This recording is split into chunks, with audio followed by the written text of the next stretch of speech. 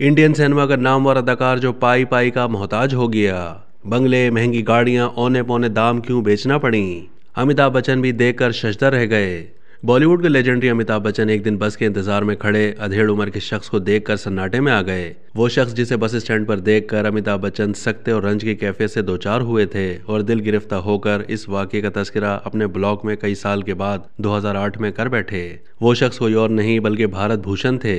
मशहूर musical रोमानवी film Beju बावरा की बेजू और बरसात की रात की खूबसूरत शायर अमान हैदराबादी वो भारत भूषण जिन्होंने मिर्जा गालिब का यादगार किरदार भी निभाया था।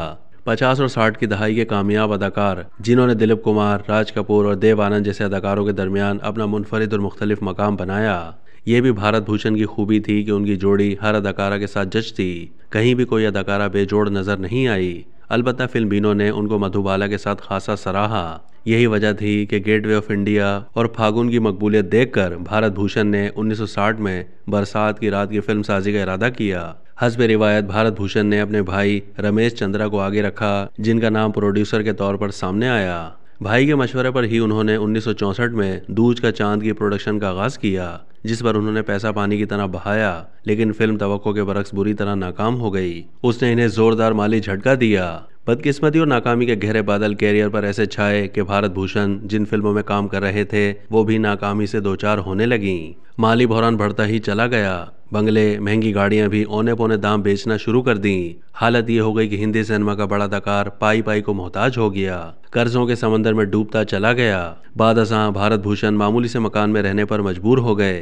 किसी जमाने में नामवर अदाकार कहलाने वाले भारत भूषण पर एक नाकाम अदाकार की छाप ऐसी लगी कि उन्हें मामूली से किरदारों के लिए भी हिदायतकारों के आगे गिड़गिड़ाना पड़ गया। वो अदाकार जो टॉप अदाकारों का हीरो था, अब उन्हीं की फिल्मों में सानवी किरदारों में पर्दा सीमी पर नजर आता। ये सिलसिला उनकी मौत तक जारी रहा।